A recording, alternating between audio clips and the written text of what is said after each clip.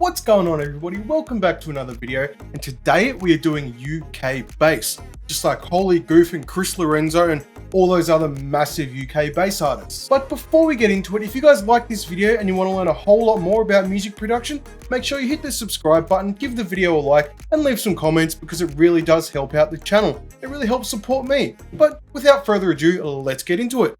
So the first thing we're going to go over with this track is the drums. UK bass has really simple drums, but they still need to be very interesting and create a really good groove for the track. So we've got a nice punchy kick.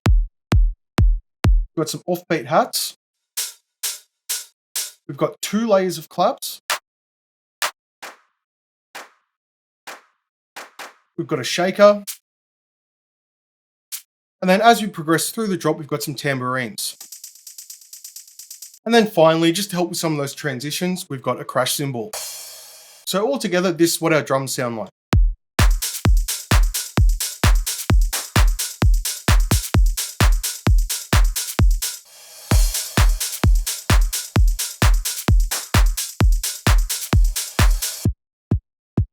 So as you can hear there, they're very simple drums, but with all the double claps and little shaker hits and everything, they still sound really interesting. Now next up, for a little bit of ear candy and just to sort of help fill up the space a bit, we've got some vocal loops and some crowd noise. So we've got one vocal loop, and then some crowd noise. And then finally, just some sweeps and a drum fill. So all together with all those little effects and that bit of ear candy, this is what our drums sound like.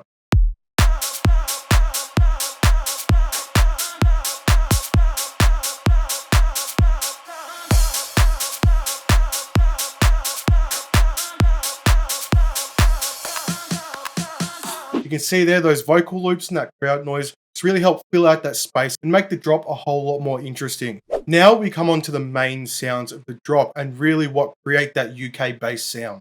Now the bass and the lead in UK's bass tracks are pretty much all the same thing, or at least in the style of UK bass that I'm making today. So our bass / lead is made out of 3 different layers and they're all made within Vital. Vital is an awesome plugin and there's a completely free version which you can get. So I definitely recommend getting that. So this is our first layer.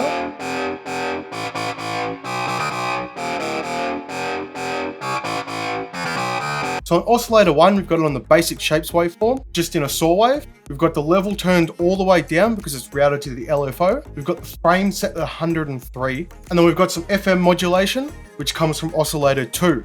So just by itself, this is what our first oscillator sounds like.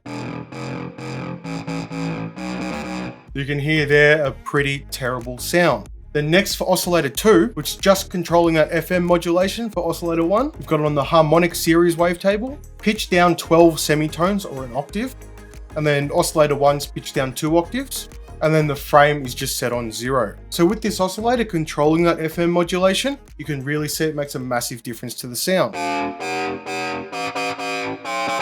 And then finally for oscillator 3, we've just got it on basic shapes on a sine wave with the LFO routed to the level, and that is about it. I should mention as well, I've turned the phase randomization on every oscillator down to 0%. Now in our effects, we've got a distortion set to hard clip, the drive all the way up. We've got a compressor on multiband. We've got a filter on the dirty 24 dB, which again has LFO1 routed to it. And then we've got an EQ controlling some of the lows and some of the highs. And then finally, we've got an EQ rolling off most of those low ends. Got a compressor just side chaining, and then a bit of reverb. Now onto our second layer. So our second layer is just really adding in a little bit of harmonics and some of that higher end stuff that we were missing out on in the first layer. So for this layer, we've got oscillator 1 set on a harmonic series, pitched down 24 semitones, and then the frame set to 111.2. And then with that FM modulation coming from oscillator 2. So you can see there, it's a pretty gross sound with oscillator 2 turned off. We turn oscillator 2 on, again set on a harmonic series, the frame set to around 80, and then it pitched down 1 octave.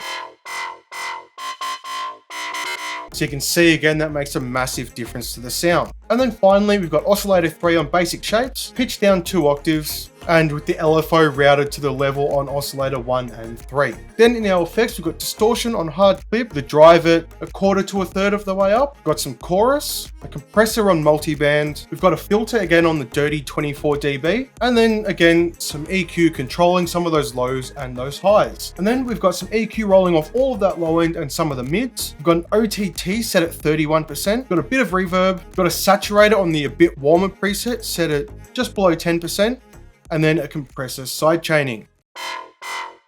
Now we come onto our last layer, which is literally just the sub. So for our sub, we've just got one oscillator and basic shapes in a sine wave and pitch down 2 octaves. And then within our effects, we've got distortion on soft clip, the drive about 2/3 for the way up, a filter on the analog 24 dB, and the EQ cutting off most of the high end. So altogether we get this.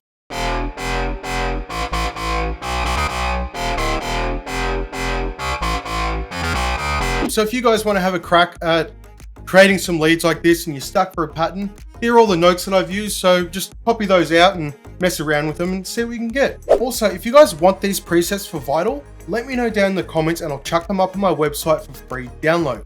Finally, we've got this little distorted bass stab, which just hits on the first kick of every part of the drop.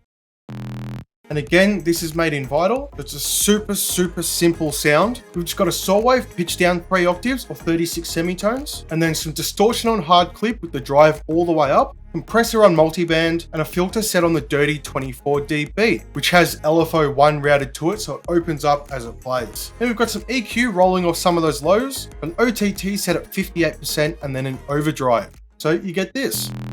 And then we've got that same sound just in this little break here, just with a lot more of the lows rolled out. So that, everybody, is how you make a UK bass drop, just like Holy Goof or Chris Lorenzo or any of those massive bass house artists. Before we listen to the final result, if you guys like this video and you want to learn a whole lot more about music production, make sure you hit the subscribe button, give the video a like, leave some comments, and let me know what sort of videos you guys want to see next, because it really does help out the channel and it really helps support me. But that's all I've got for you today. Thank you so much for watching. I hope you learned something, and I'll see you in the next one.